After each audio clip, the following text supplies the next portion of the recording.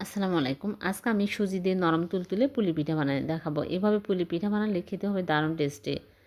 ১ চামচ ঘি দিয়ে সুজি হাফ কাপ দিয়ে নেড়েচেড়ে ২-৩ মিনিট ভেজে নেব। তারপরে পানি ১ কাপ দিয়ে নেড়েচেড়ে শক্ত টাইট করে এক সাইডে রেখে দিচ্ছি ঠান্ডা হওয়ার জন্য। এদিকে নারিকেল গুঁড়া ১ কাপ, খেজুরের গুড় হাফ কাপ দিয়ে নেড়েচেড়ে এলাচি গুঁড়া সামান্য দিয়ে এরকম ঝরঝরে হয়ে আসলে চুলা থেকে নামিয়ে একটা বাটিতে ঢেলে এক সাইডে রেখে দিলাম। আর ডোটা ঠান্ডা হয়ে গেছে, ভালো করে মথে ফিরিতে নিয়ে আমি বড় করে রুটি বেলে নিলাম। এখন কুকি কাঁটা দিয়ে কেটে নিচ্ছি।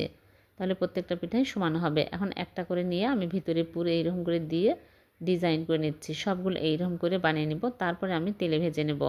আগে থেকে চুলায় প্যানে তেল দিয়ে তেল হাই হিটে গরম করে নিয়েছি। একটা একটা করে দিয়ে ভেজে নেব। ২ ব্যাচে ভাজবো, একবারে হবে না। হালকা এরকম কালার হলেই আমি তুলে নিচ্ছি। সবগুলো ভেজে তুলে নিয়েছি। এখন মালাই তৈরি করে নেব। চুলায় প্যান বসিয়ে চিনি হাফ কাপ দিয়ে দিলাম। দিয়ে নেড়েচেড়ে ক্যারামেল হয়ে আসলে লিকুইড দুধ দিয়ে দিচ্ছি ৩ কাপ, খেজুরের পাতলা গুড় হাফ কাপ দিয়ে আমি নেড়েচেড়ে বলক উঠে আসলে পিঠার উপরে দিয়ে আমি রেখে দেবো ১ ঘন্টা। ১ ঘন্টা পর সার্ভ করে আপনাদেরকে দেখাচ্ছে। হয়ে গেল সুজির নরম তুলতুলে